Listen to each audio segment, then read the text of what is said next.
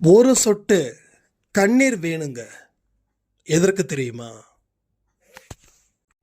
40 நிமிஷம் இந்த பதிவை முழுமையாக கேட்குறவங்களுக்கு அடுத்த ஒரு அற்புதம் காத்துக்கிட்டு இருக்குது. கடந்த காலத்தில் இருக்கக்கூடிய ஆபத்து தொடரும். இதை செஞ்சுக்கிட்டே இருக்கீங்க, கண்டிப்பாக அது தொடரும். அது உங்களை விழுங்கவும் செய்யும். பாவத்தின் கட்டுக்கள் இன்னமும் அகற்றப்படலை. அகற்றப்படுவதற்கு உண்டான சாவி எங்கே இருக்கு தெரியுமா? இந்த பதிவு முடிஞ்சதுக்கப்புறம் நீங்கள் எடுக்க போகும் ஒரு முடிவில் உங்கள் வாழ்க்கையோட எதிர்காலமே இருக்கு. ஏன் உங்களுக்கு மட்டும் ஒரு இழப்புக்கு அப்புறம் சந்தோஷம் அப்படின்றது இல்லவே இல்லை? நினச்சி பார்த்தீங்களா?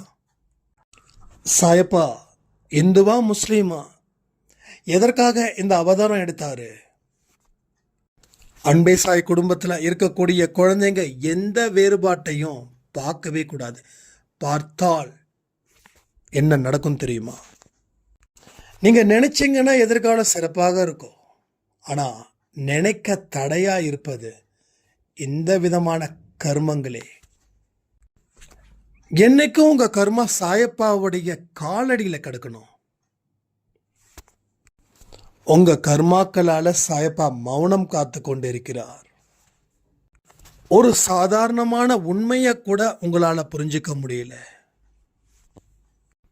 அவர் உங்க வாழ்க்கைக்கு எதிர்காலத்துல எப்படி குறிச்சு வச்சிருக்காரு? உங்க கனவு, உங்க பிரார்த்தனை நிறைவேறுமா?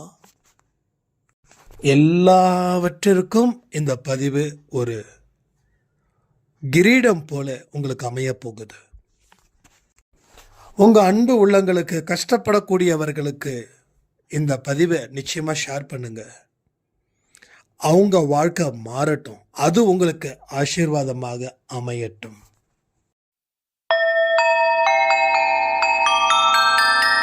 ஓம் சாயிரா சாயிரா, ஓம் சாயிரா சாயிரா, ஓம் சாயிரா சாயிரா, அன்பே சாயிரா, பேரன்பே சாயிரா, அகிலம் தளிக்க ஆத்மா விழிக்க அனுதினம் சாயிரா, எங்கள் அன்பே சாயிரா.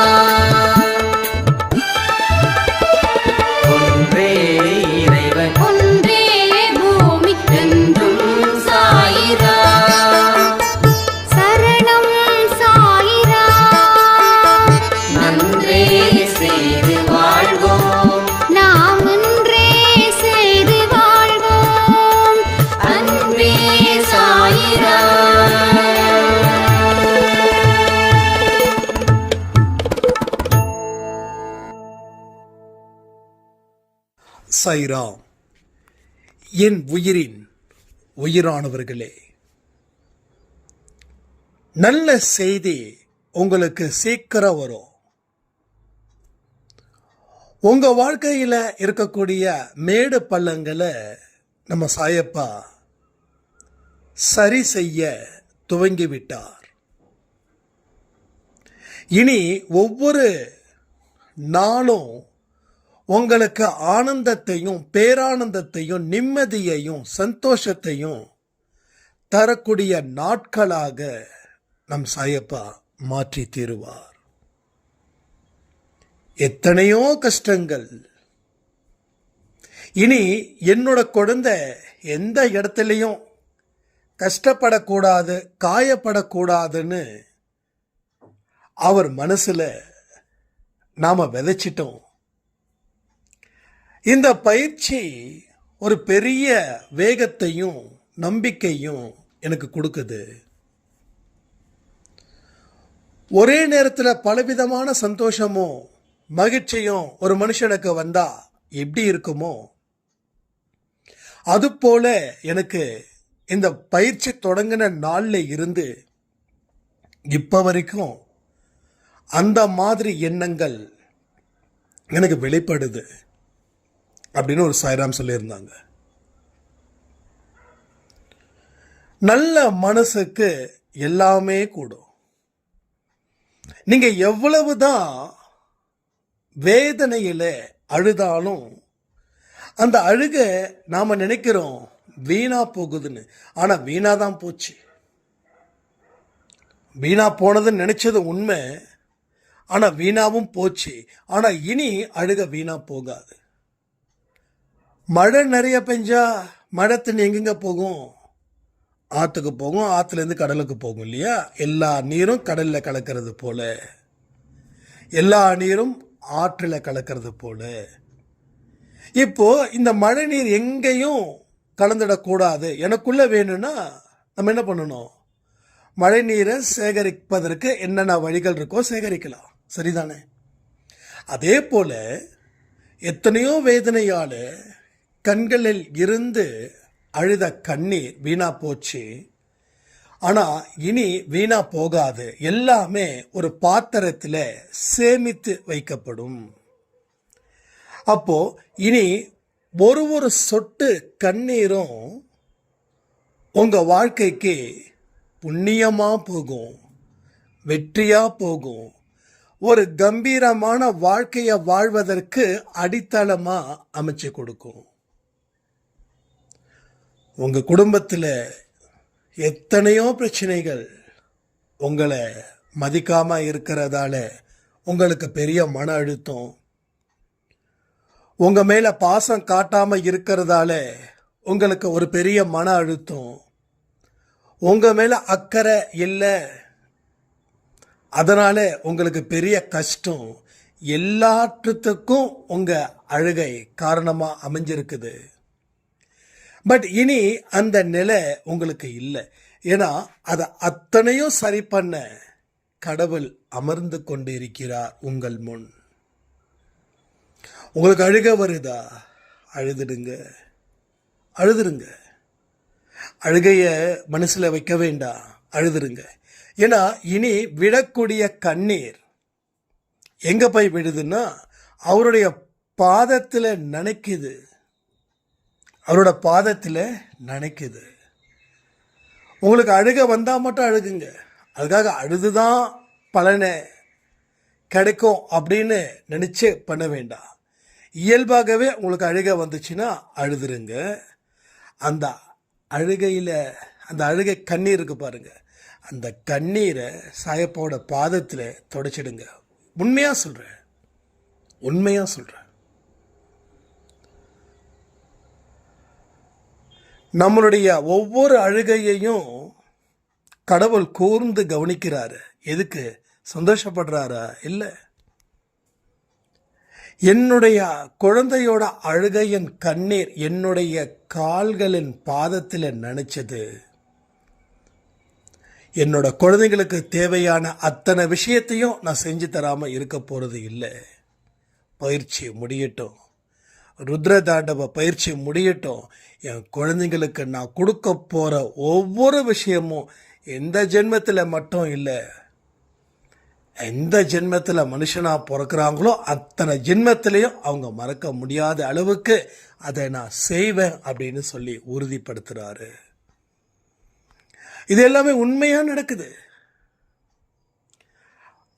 மறுபடியும் சொல்றேன், கண்களில் இருந்து வரக்கூடிய கண்ணீர் இயல்பா வந்துச்சுன்னா அந்த கண்ணீரை எப்போ வந்தாலும் சரி உடனே சாய்ப்பாவோட பாதம், வீட்டில் சின்ன சிலை வச்சிருப்பீங்கல்ல, அந்த சிலையில அந்த கண்ணீரை தொடச்சிடுங்க.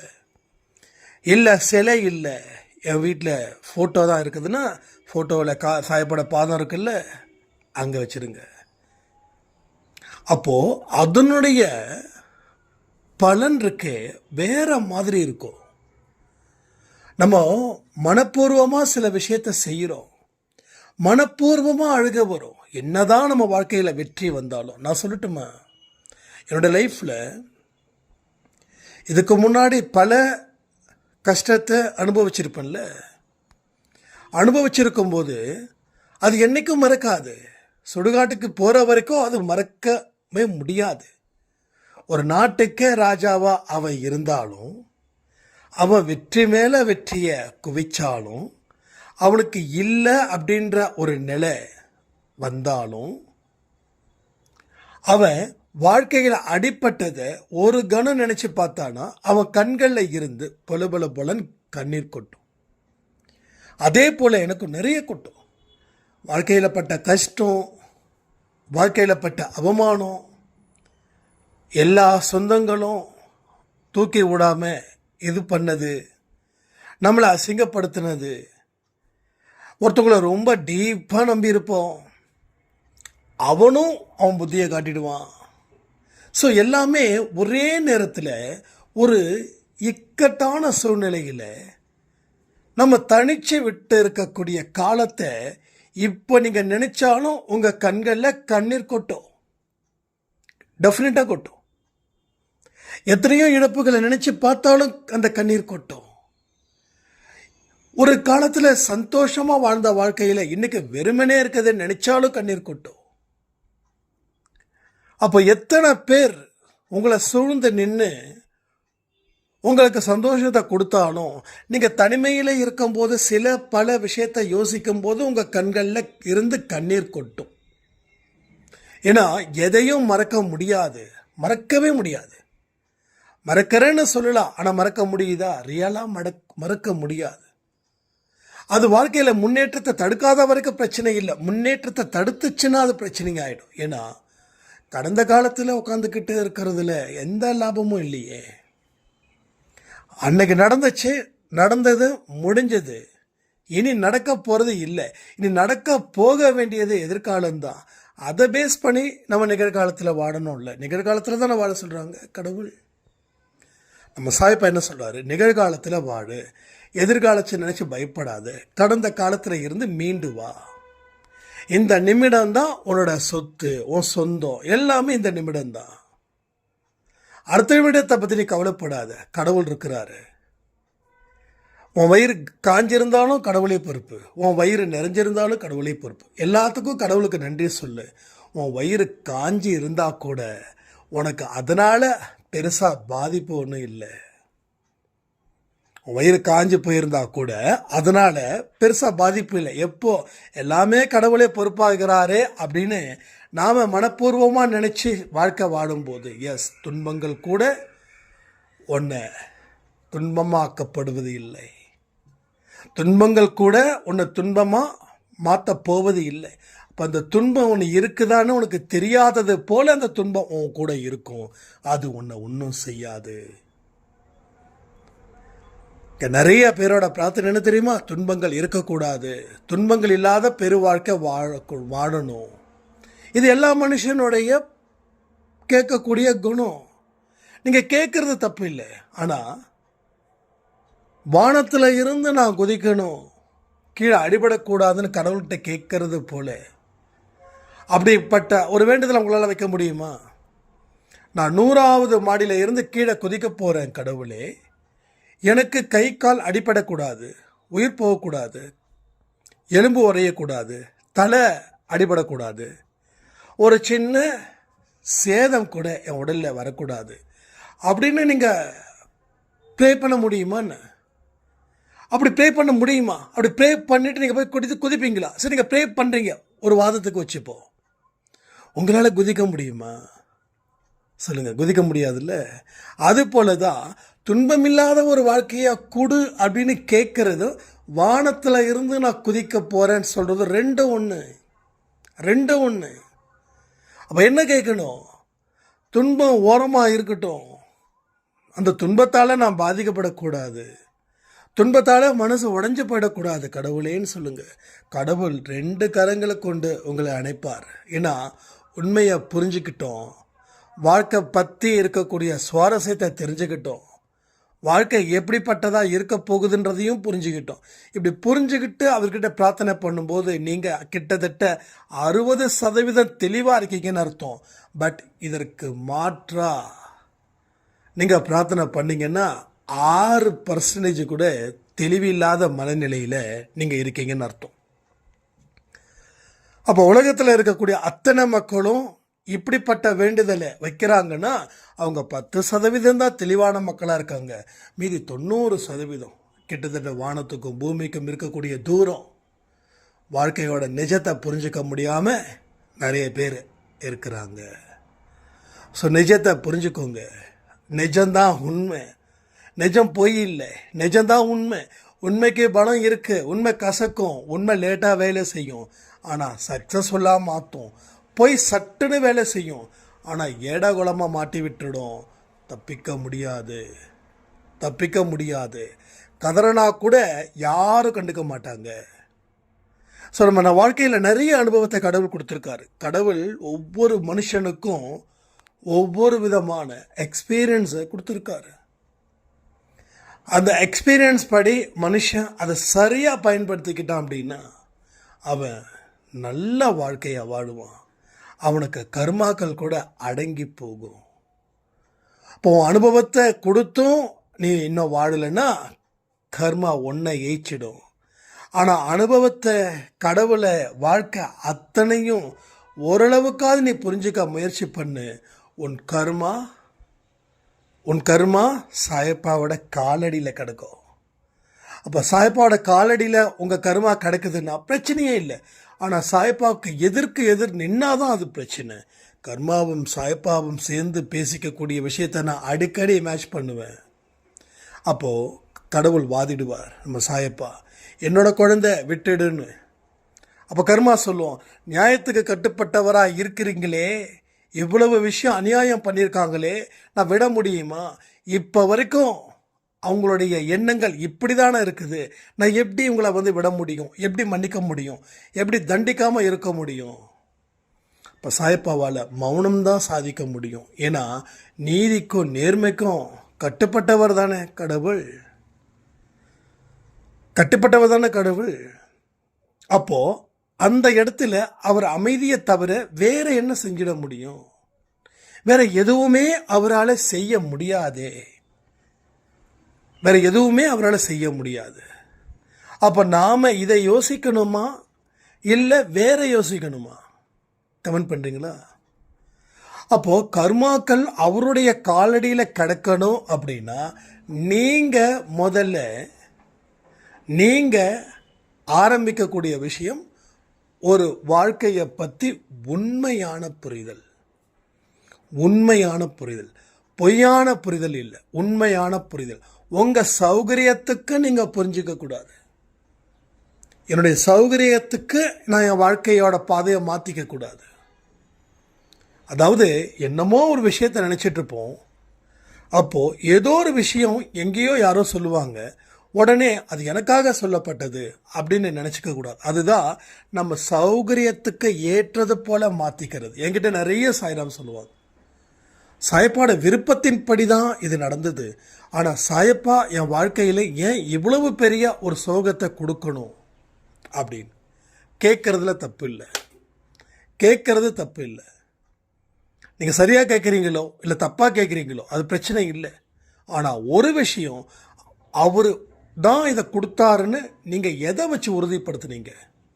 அப்போ உங்கள் சௌகரியத்தை வச்சு நீங்கள் உறுதிப்படுத்துனீங்க. எல்லாருமே அவங்கவுங்க சௌகரியத்தை தான் பார்ப்பாங்க, நான் இல்லைன்னு சொல்லலை. அதை தாண்டின ஒரு அறிவு வேணும்ல, அந்த அறிவை வச்சு உறுதிப்படுத்தும் போது இல்லைப்பா இது அவர் அப்படி சொல்லலை, நமக்கு தேவைன்றதுக்காக நம்ம அப்படி நினைக்கிறோம், ஒருவேளை நமக்கு தேவை இல்லை அப்படின்னா நம்ம அப்படி நினச்சிருப்போமா அப்படின்னு ஒரு கேள்வி. அந்த மாதிரி கேள்விகள் வரும்பொழுது உங்கள் வாழ்க்கையில் தெளிவு கிடைச்சிடும்.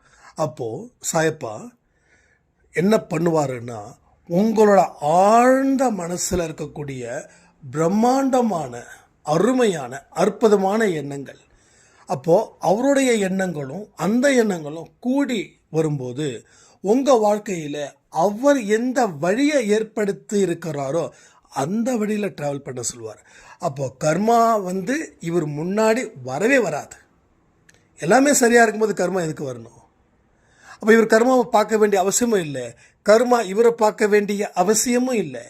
பட் நம்மளுடைய தாட்டும் கடவுளோட தாட்ஸும் நம்ம அறிவை வச்சு நம்ம அனுபவத்தை வச்சு அதை லிங்க் பண்ணும்போது எல்லாமே இங்கே சுமூகமாக மாறிடும். புரியுதா உங்களுக்கு? இதுதான் நம்ம தெரிஞ்சுக்க வேண்டிய மிக முக்கியமான விஷயம். எங்கிட்ட ஸ்டார்டிங்கில் நம்ம அன்பே சாய் குடும்பத்தில் இருக்கிறவங்க, என்னங்க சாயப்பா இப்படி இருக்கிறாரு, எவ்வளவு பிரார்த்தனை பண்ணியும் என் வாழ்க்கையோட பிரச்சனைகளை தீர்க்கவே இல்லை அப்படின்னு சொல்லி பயங்கரமாக பேசுனாங்க.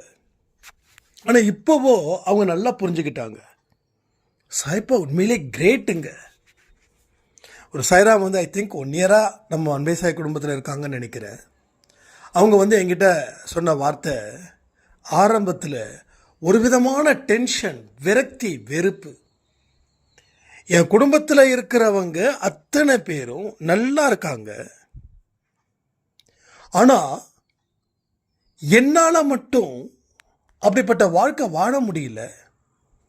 உங்களுக்கு கடவுள் நல்லது பண்ணுறாரு, ஆனால் எனக்கு பண்ணல. உங்களுக்கு நல்லது பண்ணுறாருன்றதுக்காக எல்லாருக்கும் நல்லது பண்ணுறாங்கன்னு நீங்கள் எப்படி சொல்ல முடியும் அப்படின்னாங்க. நான் அப்போ தொடர்ந்து சொன்னேன், இல்லைம்மா நீங்கள் கொஞ்சம் வெறுப்பாக இருக்கீங்க, கொஞ்சம் பொறுப்பாக உங்கள் வாழ்க்கையை பாருங்க அப்படின்னு. அதுக்கப்புறம் மறுபடியும் ஒரு கொஞ்ச நாள் ஏதாவது சொல்லிக்கிட்டே இருப்பாங்க. சரி, ஓகே, நம்ம ஒருத்தவங்க வெறுப்பாக அவங்க வாழ்க்கையை வாழ்கிறாங்க அப்படின்னா அவங்க வாழ்க்கையில் அத்தனை சூழ்நிலை அப்படி இருந்திருக்கும். எத்தனையோ பேர் ஒரு மாதிரி ட்ரீட் பண்ணும்போது இப்போ நம்மளும் அந்த இடத்துல இருந்து வந்தவங்க தானே. நம்ம வீட்டுக்கு பக்கத்து வீட்டு அம்மா என்கிட்ட சொல்லுவாங்க, தம்பி உனக்கு எந்த பிரச்சனையும் இருக்காது, இன்னும் கொஞ்சம் வருஷத்தில் நீ நல்லா இருப்ப, நீ பல பேருக்கு கடன் கொடுப்ப. ஏன்னா நம்ம கடன் வாங்கி சீரழிஞ்சு போய் நின்னோம். நீ பல பேருக்கு கடன் கொடுப்ப, உன்னை அந்த அளவுக்கு கடவுள் ஆக்குவார் அப்படின்னும் போது செம்ம காண்டாகும். நடக்கக்கூடியதை பேசினா பரவாயில்ல, பிரச்சனையை தீர்க்கணும்னு தான் நாம் யோசிக்கிறோம்.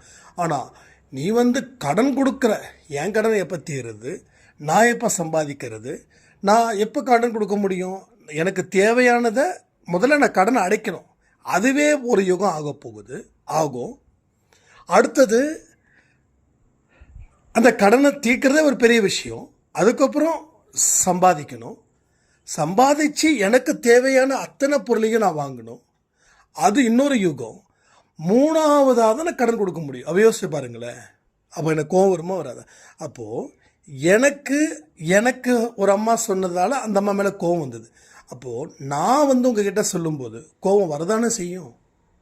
இப்போ எனக்கு மட்டும் கோவம் வரலாம், அவங்களுக்கு கோவம் வரக்கூடாதா?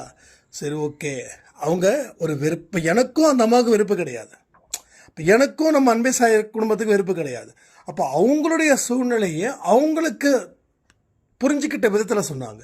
நான் திரும்பவும் ஒன்று சொன்னேன், இதை பாருங்கம்மா, முதல்ல இந்த வெறுப்பால் தான் வாழ்க்கையில் நிறைய நீங்கள் லாஸ் ஆகிருக்கீங்க, பட் இதை சரி பண்ண முயற்சி பண்ணுங்களேன் கொஞ்சம் அப்படின்னு. அப்புறம் என்னாச்சு ஏதாச்சுன்னு தெரியல. அதுக்கப்புறம் மறுபடியும் அவங்க பேசுவாங்க, சேட் பண்ணுவாங்க, அப்படி இப்படி. இப்போ ஃபைனலி இந்த வருஷத்துலேருந்து அவங்களோட லைஃப் அவ்வளோ அழகாக இருக்குது. சாய்ப்பா ரொம்ப அன்பானவருங்க. அப்போ ஒரு வருஷத்துக்கு முன்னாடி அவரை வெறுத்தவங்க இன்றைக்கி எப்படி புரிஞ்சுக்கிட்டாங்கன்னா, நீ கடவுளை எப்போ புரிஞ்சுப்ப, ஒன்றை நீ புரிஞ்சிக்கும் போது தான், உன்னுடைய சூழ்நிலையை நீ என்னைக்கு அடாப்ட் பண்ணுறியோ, நீ அக்செப்ட் பண்ணுறியோ, அப்போ தான் எல்லாமே நடக்கும். நம்ம அடிக்கடி சொல்லுவோம்ல, துன்பத்தை ஏற்றுக்கோ, துன்பத்தை ஒத்துக்கோ, தப்பு பண்ணியா ஒத்துக்கோ, என்ன பிரச்சனை? உண்மைக்கு எதிராக நின்று போராடாத, அது உன்னை பைத்தியக்காரனாக்கும், சட்டையை கிழிச்சிட்டு வெளியில் ரோட்டுக்கு தள்ளி விட்டுரும். உண்மையை ஏற்றுக்க முடியாதவங்க தான் ஸ்ட்ரெஸ்ஸில் இருக்காங்க இங்கே வாழ்க்கையில். என் பையன் எனக்கு சோறு போடலை, என் பொண்ணு என்னை கண்டுக்கலை, என் கணவர் என்னை விட்டுட்டு போயிட்டான், என் மனைவி என்னை விட்டுட்டு போயிட்டாங்க, என்னை பார்ட்னர் ஏமாத்திட்டாங்க. இதெல்லாம் ஒவ்வொரு மனுஷனோட வாழ்க்கையில் ஏதோ ஒரு நிகழ்வுகள் இருந்துக்கிட்டே தான் இருக்கும். ஏதோ ஒரு நிகழ்வுகள். எனக்கு இழப்பு இருக்குது, பேசுகிற எனக்கும். ஸோ உங்களுக்கு இழப்பு இருக்குது. அப்போது எப்படி மீண்டு வரணுன்றதை பார்க்கணும். அப்போ அதை ஏற்றுக்கோ. என்னை விட்டுட்டு போயிட்டாங்கன்னு சொல்லி இப்போ வரைக்கும் நான் உட்காந்துருந்தேன்னா என் வாழ்க்கையை மாற்றிக்க முடியாது. ஸோ ஒரு விஷயம், சந்தோஷம் வந்தது, அந்த சந்தோஷத்தை கடவுள் கொடுத்தாரு, அதே சந்தோஷத்தை கடவுள் எடுத்துக்கிட்டாரு. அப்போ வேற ஒரு சந்தோஷத்தை அவர் கொடுக்க தானே போகிறாருன்ற எண்ணத்தோட அதை நம்ம அக்செப்ட் பண்ணும்போது உங்கள் வாழ்க்கை புத்துணர்ச்சியாகும், மறுமலர்ச்சி அடையும். ரைட்டா? அப்போ நீங்கள் அக்செப்ட் பண்ணாத வரைக்கும் உங்கள் வாழ்க்கையில் எதையுமே நீங்கள் சாதிக்க போகிறது இல்லை, சந்தோஷம் அடைய போகிறதும் இல்லை. அப்போ வெறுப்பு வெறுப்பு வெறுப்பு, ஒரு வெறுப்பாக இருந்தது 2 வெறுப்பாக மாறுச்சு, 2 வெறுப்பான்றது 4ஆக மாறுச்சு, 4 8ஆக மாறுச்சு, 8 16ஆக மாறுச்சு. இப்படி குட்டி போட்டுக்கிட்டே போயிடுச்சு. வெறுப்பு வெறுப்பு வெறுப்பு வெறுப்பு வெறுப்பு. கொஞ்சம் திங்க் பண்ணி பாருங்க, உங்கள் வாழ்க்கையில் இப்போ வரைக்கும் ஒரு இழப்புகள் இருந்திருக்கு அப்படின்னா அதுக்கு காரணம், அதில் இருந்து நீங்கள் மீளாமல் இருப்பதற்கு உண்டான காரணம் ஒன்றே ஒன்று தான், அதை ஏற்றுக்க முடியல. எப்படிப்பா ஏற்றுக்க முடியும் அப்படின்னு சொல்கிறவங்க நிறைய பேர். அப்போது இப்படியே பேசிக்கிட்டு இருந்தால் ஏற்றுக்க முடியாது. அப்போ மாற்றி பேசணும். அடுத்தது என்னன்றதை பார்க்கறது தான் கரெக்ட். கீழே விழுந்துட்டோம், ஒரு பெரிய பள்ளத்தில் விழுந்துட்டோம், நம்ம எதிர்பார்க்கலை. அந்த இடத்துல பள்ளம் இருக்கிறது தெரிஞ்சால் தானே, பள்ளம் இருக்க தெரிஞ்சும் அங்கே போய் நம்ம விழுவோமா? நம்ம என்ன பைத்தியக்காரனா? அப்போது பள்ளம் இருக்குதுன்னு தெரியுது, தெரியல சாரி, பள்ளம் இருக்குதுன்னு தெரியல, அதனால் விழுந்தேன், அதனால் எந்திரிச்சிட்டேன், அதனால் கொஞ்சம் காயம், கீழே விழுந்தா அடிப்படை தானே செய்யும். அப்போது கீழே விழுந்தா அடிப்படை தானே செய்யுன்ற அறிவு இழந்தா பெறதான போறன்ற அறிவு ஏன் வேலை செய்யல? புரியுதா உங்களுக்கு? அடிபட்ட அண்ணப்பா கீழே பள்ளத்துல இப்படி அடிபட்டுச்சா? ஆமாங்க, அடிப்பட்ட விட காயம் அடைய தானே செய்யும். நம்ம எதிர்கேள்வி கேட்குறோமா இல்லையா? அப்போது இழந்துட்டோம் அப்படின்னா, ஆமாம் இழந்துட்டோம், பெறதானே போகிறோம், ஏன் அந்த தாட்டு வரல? அதுதான் இங்கே பெரிய பிரச்சனையாக இருக்குது. அப்போ என்ன அர்த்தம்? அக்செப்டன்ஸ் இல்லை, ஒரு ஃப்ளெக்சிபிலிட்டி இல்லை. இருந்தாலும் பிரச்சனை, இல்லைனாலும் பிரச்சனை இல்லைன்னா கடவுள் என்ன தான் பண்ணுவார்? இருந்தாலும் பிரச்சனைங்க, இருந்தால் பயங்கர பிரச்சனைங்க. சரி இல்லைங்க, இப்போ கடவுள் எடுத்துட்டாருங்கன்னா இப்பையும் அதை விட பிரச்சனையாக இருக்குது. அப்போது ப்ராப்ளத்தோடு தான் நீ வாழணும் முடிவு பண்ணிட்டியா? அப்போ நீங்கள் ஒரு ப்ராப்ளத்தோடு தான்ப்பா நான் இருப்பேன், நான் வளர மாட்டேன், முயற்சி பண்ண மாட்டேன், உழைக்க மாட்டேன், நல்லா வாழணும்னு நினைக்க மாட்டேன், ஆனால் நான் ப்ராப்ளத்தோடு தான் இருப்பேன், அதில் நான் தெளிவாக இருக்கிறேன் அப்படின்னு நீங்கள் முடிவு பண்ணதால் கடவுள் உங்கள் பிரச்சனைகளை அப்படியே வச்சுட்டார். அப்போ நீங்கள் என்ன பண்ணணும்? எஸ், நான் எல்லாத்தையும் ஏற்றுக்கிறேன். இப்போ கூட நீங்கள் ஒன்றும் இல்லை, நான் எல்லாத்தையும் ஏற்றுக்கிறேன். நான் என்ன சொன்ன எடுத்த உடனே உங்கள் கண்ணீரை அவரோட பாதத்தில் வச்சிருங்கன்ட்டேன் நான். அப்போ இழந்ததை நினச்சி அழுதுருங்க. எஸ், அழுதுருங்க, நோ ப்ராப்ளம், நோ ப்ராப்ளம். எதுவாக இருந்தாலும் சொல்லுங்கள், தைரியமாக சொல்லுங்கள், நோ ப்ராப்ளம். நாளைக்கு தேர்ஸ்டே, நாளைக்கு தேர்ஸ்டே. எதுக்கு இதை தேர்ஸ்டே சொல்கிறேன்னா, நாளைக்கு உங்களோட அழுகை அவரோட பாதத்தில் நிற்கட்டும். அதுக்காக வாலண்ட்ரி அழ வேண்டாம். எழுந்ததை நினச்சி பாருங்க, இதில் கடக்கணும்னு நினைங்க, கடைசியாக ஒரு அழுகை அழுதுருங்க. இனி உங்கள் கண்களில் கண்ணீர் வரக்கூடாது. வராமல் பார்த்துக்க வேண்டியது உங்கள் பொறுப்பு. வராமல் நீங்கள் பார்த்துக்கிட்டீங்கன்னா அப்போ நீங்கள் ஏதோ ஒரு விஷயத்தை தொடர்ந்து செய்ய போகிறீங்கன்னு அர்த்தம். நீங்கள் அந்த விஷயத்தை தான் கடவுள் ஆசீர்வதிக்க போகிறாருன்னு அர்த்தம். அதன் மூலமாக நீங்கள் வாழ்க்கையில் பெரும் வாழ்க்கையை வாழ போகிறீங்கன்னு அர்த்தம். ஸோ இழந்ததை நினச்சி அழுவுறத புத்திசாலித்தனமா இல்லையா அப்படின்றத கமெண்ட் பண்ணுங்கள். எதை நீங்கள் இழந்து இப்போ வரைக்கும் அதில் இருந்து மீள முடியல அப்படின்றதையும் கமெண்ட் பண்ணுங்கள். ரொம்ப பர்சனலாக இருந்தால் முடிஞ்சால் எனக்கு வாட்ஸ்அப் பண்ணுங்கள், இல்லைன்னா பரவாயில்ல, ஒன்றும் பிரச்சனை இல்லை. அப்போது கவலைகள் இல்லாத ஒரு வாழ்க்கை வேணுமா? நடந்ததை நினச்சி கவலைப்படாத. நீ நடந்ததை நினச்சி கவலைப்பட்டால் கவலைகள் இருக்கக்கூடிய வாழ்க்கை எனக்கு வேணும் அப்படின்னு கேட்கறதுக்கு சமம். வாழ்க்கையில் வெல்லணும் அப்படின்னா நீ எல்லா விஷயத்தையும் ஏற்றுக்கோ. அவமானத்தை ஏற்றுக்கோ, வெகுமானத்தை ஆட்டோமேட்டிக்காக உனக்கு வந்து சேரும். அதை விட்டுட்டு நான் அப்படி வாழ்ந்தேன், நான் இப்படி வாழ்ந்தேன் அப்படின்னா எந்த ஒரு வாழ்க்கையை வாழ முடியாமல் போயிடுமே. ஸோ வாழ்க்கையில் கண்டிப்பாக விடுதலை உங்கள் எல்லாருக்குமே கிடைக்கும். ஆனால் உங்கள் கைகள் கட்டப்பட்டுள்ளது, கைவிலங்கு இடப்பட்டுள்ளது. அந்த கட்டப்பட்டது, கைவிலங்கு இடப்பட்டது எல்லாமே உங்கள் மனசில் இருக்கக்கூடிய எதிர்மறை எண்ணங்கள் தான். அந்த எதிர்மறை எண்ணங்கள் தான் எல்லாத்தையும் செஞ்சது. இப்போ அந்த விலங்கை அவுக்கணும், அப்பதான் நீங்க ஃப்ரீடமா இருக்க முடியும்னா கவலைகளை அவரிடம் வச்சிடுங்க. யார்கிட்ட? உங்க கவலையை எந்த மனுஷங்க கிட்டையும் தயவு செய்து சொல்லாம கடவுள் அப்படின்ற ஒரு அன்பான இரக்கமான கருணையோடு இருக்கக்கூடியவர்கிட்ட சொல்லுங்க. எல்லா விஷயத்தையும் சொல்லுங்க. உங்களோட வாழ்க்கையில உங்களுக்கு நடந்த அத்தனையும் சொல்லுங்க. பட்டியல் போடுங்க, தப்பே இல்லை. நாளைக்கு வேணா 1 மணி நேரம் நம்ம கவலைகளை அவர்கிட்ட ஒப்படைச்சிடலாமா? 1 மணி நேரம் மௌன விரதம் இருக்கலாமா? Thursday ஒன்றும் பிரச்சனை இல்லையே. எல்லாரும் ஒரே மணி நேரத்தில் ஃபாலோ பண்ணலாமா? காலையில் ஒரு 7 to 8 இருக்க முடியுமா? முடிஞ்சா இருங்க. இல்லை ஏதோ 1 மணி நேரம் எடுத்துக்கோங்க. உங்கள் கவலைகளை அவர்கிட்ட சொல்லுங்கள். உங்கள் அவமானத்தை அவர்கிட்ட சொல்லுங்கள். உங்கள் சந்தோஷமான வாழ்க்கையில் வாழ்ந்த பகுதிகளை ஞாபகப்படுத்துங்க. அது இழந்ததை நினச்சி அழுவுங்க.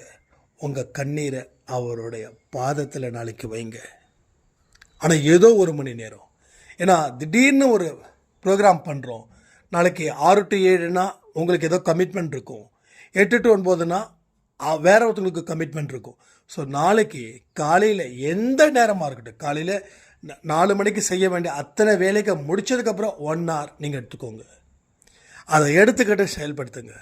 1 மணி நேரம் உங்கள் சந்தோஷம், அதன் மூலமாக பெற்ற துக்கம் எல்லாத்தையும் உங்கள் பாதத்தில், அவரோட பாதத்தில் உங்கள் கண்ணீரை நாளைக்கு சமர்ப்பிங்க. நாளைக்கு நைட்டு கூட ஆனாலும் சரி, 12 மணி வரைக்கும் டைம் இருக்குது. ஸோ இன்றைக்கி நைட்டு 12 மணியில் இருந்து நாளைக்கு நைட்டு 12 மணி வரைக்கும் 24 மணி நேரம், ஓகேவா, செய்யுங்க. தப்பே கிடையாது. நீங்கள் அழக்கூடிய அழுக எந்த மனுஷனுக்கும் உங்கள் குடும்பத்தில் இருக்கிற யாருக்கும் தெரியப்படுத்தக்கூடாது. உங்கள் அன்பான உறவுகள் யாராவது இருந்தாங்கன்னா கண்டிப்பாக இதை பற்றி சொல்லுங்கள். இல்லை இந்த பதிவை கூட அனுப்புங்க. நிச்சயமாக சொல்கிறேன், மனதார விடக்கூடிய கண்ணீர் அவரோட பாதத்தில் நினைக்கும் போது உங்கள் மனம் குளிரும்படி சில சம்பவங்கள் நடக்கும். இன்னைக்கு காலையில் சொன்னேன்னு நினைக்கிறேன்ல, 2 பிரார்த்தனையும் ஸ்ட்ராங் ஆகிடுச்சு. குலதெய்வத்தையும் கண்டுபிடிச்சி கொடுத்துட்டாரு. அடுத்தது 3வது அழுகை. அழுதுருங்க. எனக்கு அழுகையே வரலைங்க, நான் தெளிவாக தாங்க இருக்கேன்னா பிரச்சனையே இல்லை. நீங்கள் அந்த கட்டத்தை தாண்டிட்டீங்கன்னு அர்த்தம். மௌனம் விரதம் தப்பே கிடையாது. No issue. So every Thursday 1 hour விரதம் இருக்கலாம். இன்னும் சில பேர் இருக்கிறாங்க, தொடர்ந்து இருக்கிறாங்க. இன்னும் சில விஷயங்கள் நம்ம சொல்கிறோம், அப்பப்போ மறந்து போயிடும். ஸோ இனிமேல் என்ன சொன்னாலும் அதை நான் ஞாபகப்படுத்தி நான் உங்களுக்கு ரிமைண்ட் பண்ணுறேன். தப்பே கிடையாது. ஏன்னா நம்ம குடும்பம் சூப்பரான குடும்பம் இல்லை. நம்ம குடும்பத்தில் எவ்வளோ பெரியவங்க இருக்காங்க, எவ்வளோ சின்னவங்க இருக்காங்க, எவ்வளோ குட்டி குழந்தைங்க இருக்காங்க. ஸோ எல்லாரும் சந்தோஷமாக சிறப்பாக இருக்கணும். நான் ஏற்கனவே சொன்ன மாதிரி 2026 ரொம்ப ட்ரபிள் கொடுக்கக்கூடிய இயராக இருக்குது. சரி, வரக்கூடிய வருஷங்களும் அப்படி தான் இருக்கும். அப்போ நாம் சரியாக இருந்துட்டா எல்லாமே சரியாக இருக்கலாம். கொரோனா டைமில் நாமளும் அலட்சியமாக இருந்திருந்தா கண்டிப்பாக நம்ம உயிருக்கும் வேட்டு வச்சிருக்கும் கடவுள். அப்போது நம்ம அலட்சியப்படுத்தலை. எந்த அளவுக்கு நம்மளை பாதுகாத்துக்கிட்டோமோ பாதுகாத்துக்கிட்டோம். ஏன்னா நாம் நம்ம குடும்பத்துக்கு முக்கியம். அதுக்காக எல்லாரும் அப்படி தான். இப்போ நான் எனக்கு எனக்கு சாவை பற்றி பயம் இல்லை. ஆனால் எனக்குன்னு இருக்கக்கூடிய குடும்பம் எல்லாமே உங்களையும் சேர்த்து தான் சொல்கிறேன். அது ஒரு விஷயம். அப்போ நம்ம என்ன பண்ணணும்? ஆரோக்கியமாக இருந்தால் தான் நம்ம பார்த்துக்க முடியும். அப்போ நீங்கள் ஆரோக்கியமாக இருந்தால் தான் என்னையும் பார்த்துக்க முடியும், உங்கள் குடும்பத்தையும் பார்த்துக்க முடியும், அன்பே சாய் குடும்பத்தையும் பார்த்துக்க முடியும். இங்கே சந்தோஷ் அப்படின்றது எல்லாரும் சேர்ந்தது தான், நீங்கன்றது எல்லாரும் சேர்ந்தது தான். ரைட்டா? அப்போ இந்த குடும்பத்துக்கு உண்டான ஒரு விஷயத்தை நம்ம செஞ்சதால தப்பிச்சோம். அதே போல தான் இப்பொழுதும்.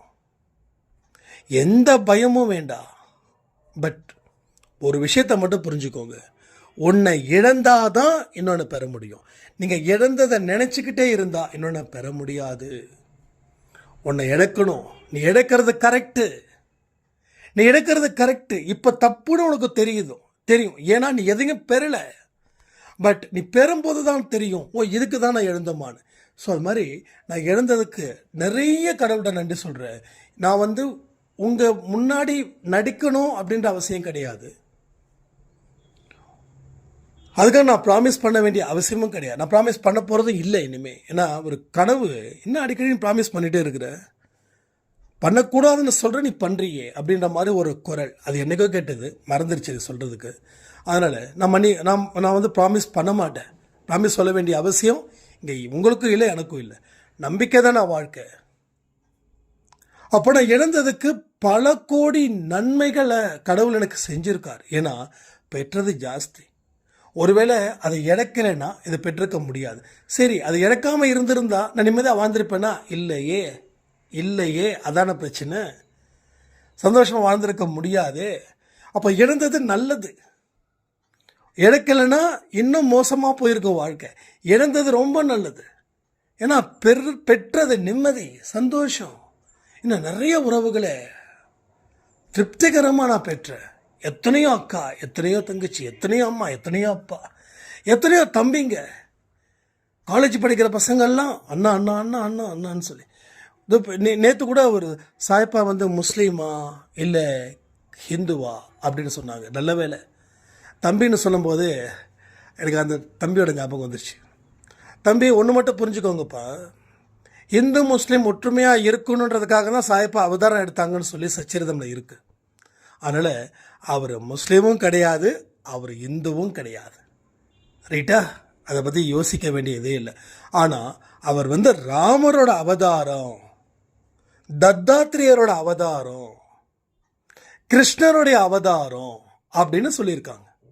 ஸோ அதிகபட்சமாக சொன்னது வந்து ராமரோட அவதாரம், தத்தாத்திரேயரும் அவதாரமும் சொல்லியிருக்காங்க. ஆனால் அதிகமாக பேசப்பட்டது ராமருடைய அவதாரம். ரெண்டாவது, அவர் பிறந்தது பிராமண குலத்தில் பிறந்ததாகவும் வளர்ந்தது ஒரு முஸ்லீம் பெரியவங்க வளர்ந்ததாகவும் சச்சரித்திரம்ல இருக்குது. அதனால் அவர் முஸ்லீமா ஹிந்துவான்றது நீங்கள் மட்டும் இல்லை, பல காலத்தில் ஒரு ஆராய்ச்சியே நடந்தது. ஆனால் இந்துவும் முஸ்லீமும் ஏகப்பட்ட பிரிவினைவாதம் ஒரு காலத்தில் இருந்தது. ஒரு காலத்தில் அவர் பிறக்கிறதுக்கு முன்னாடி. ஸோ அதை வந்து இரண்டு பிரிவையும் ஒன்றாக்கணுன்ற முயற்சியில் தான் அவர் அவதாரம் எடுத்ததா சொல்லப்படுது.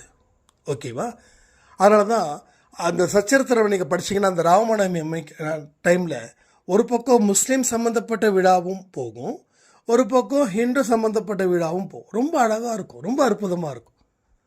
அவரோட வழியில் வந்ததை நாம் எல்லாம், அதனால தான் நம்ம சொல்கிறோம், இந்துவாக என்ன இருந்தா என்ன, கிறிஸ்டினாக இருந்தா என்ன, முஸ்லீமாக இருந்தா என்ன, பௌத்திகமாக இருந்தா என்ன, எதாக இருந்தா என்ன, எந்த ஜாதியாக இருந்தா என்ன, மேல் ஜாதி கீழ் ஜாதியெல்லாம் இல்லை. மனசு தான் எல்லாத்துக்கும் காரணம்.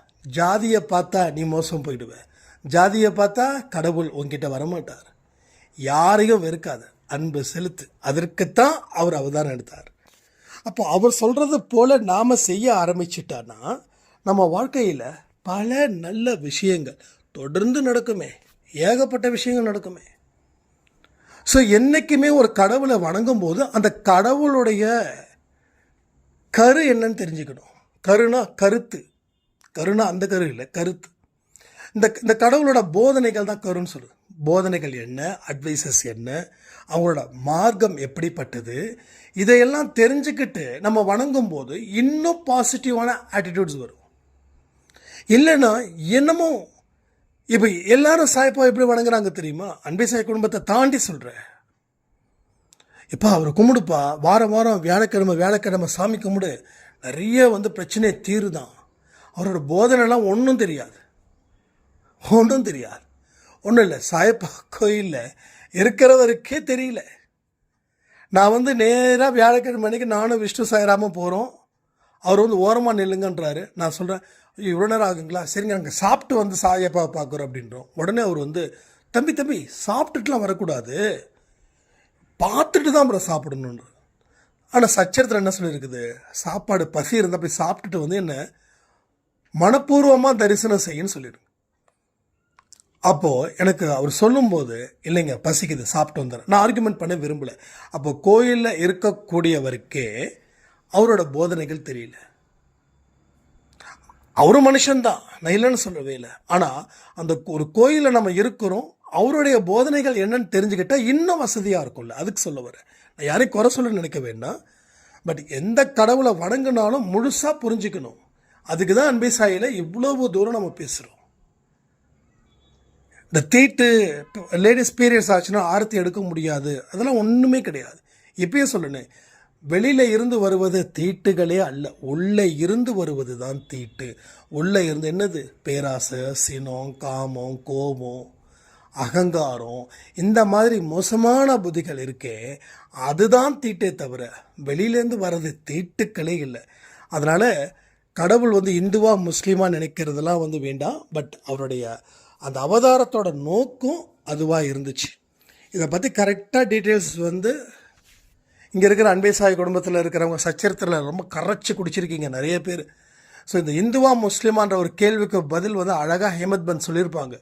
அது சம்மந்தப்பட்ட அத்தியாயத்தையோ இல்லை அதில் சொல்லப்பட்ட வார்த்தைகளையோ இங்கே தயவு செய்து கமெண்ட்டில் போஸ்ட் பண்ணணுன்னு நான் கேட்டுக்கிறேன். ஏன்னா அவ்வளவு பெரிய விஷயங்களை நீங்களும் பலருக்கு கொண்டு வரணும். நான் ஆடியோ மூலமாக சொல்லக்கூடிய விஷயத்தை தாண்டி நீங்கள் கமெண்ட் மூலமாக கொடுக்கப்படக்கூடிய விஷயங்களும் இங்கே போய் சேருது. நான் திரும்பவும் சொல்கிறேன், எல்லா கமெண்ட்டும் படிங்க, எல்லாத்துக்கும் ஒரு தம்ஸ்அப் போடுங்க. தம்ஸ்அப்னா அந்த ஓகேன்ற மாதிரி ஒரு குறி இருக்கு இல்லையா, அது. ஏன்னா நீங்கள் எத்தனை கமெண்ட்டை படிச்சிருக்கீங்கன்றது எல்லாருக்கும் தெரியணும் இல்லையா. ஒருத்தவங்க வேலை விட்டு கமெண்ட் ஏன் போடுறாங்கன்னா, சரி நம்ம அன்பே சாயில் சொல்கிறாங்க கமெண்ட் போடலாம் அப்படின்றதுக்காக தான். அவங்க கமெண்ட் போடுறதால நம்ம என்ன காசு கொடுக்க போகிறோமா? இல்லை. பட் எல்லாத்துக்கும் ஒரு விதமான நெருக்கம் சாய்பாடு தேவைப்படுது. அப்போ உங்கள் மனநிலை எப்படியோ அதற்கு தகுந்த மனநிலை நீங்கள் போஸ்ட் பண்ணும்போது, நான் சொல்ல கூடாத விஷயத்தை கூட சாய்ப்பா உங்கள் மூலமாக சொல்லுவார். நான் சொல்ல மறந்த விஷயங்கள் நிறைய இருக்கும், அதை கூட உங்கள் மூலமாக வெளிப்படுத்துவார். இனிமேல் பெஸ்ட்டு கமெண்ட்டுக்கு நிச்சயமாக நான் ஷார்ட்ஸில் அதை ஸ்க்ரீன்ஷாட் எடுத்து அதை காப்பி பேஸ்ட் பண்ணி ஷார்ட்ஸில் போட போகிறேன். உங்கள் ஒவ்வொரு கமெண்ட்ஸும் வாட்ஸ்அப்பில் நீங்கள் கொடுக்குறதா இருக்கட்டும், இங்கே நீங்கள் கொடுக்குறதா கமெண்ட்டில் கொடுக்குறதா இருக்கட்டும், அதை காப்பி பேஸ்ட் பண்ணி போடுப்போம்.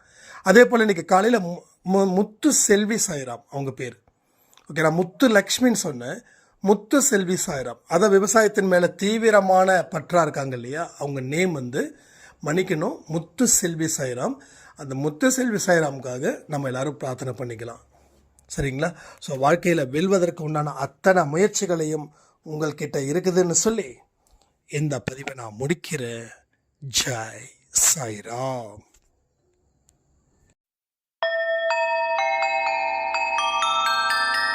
ஓம் சாயிரா.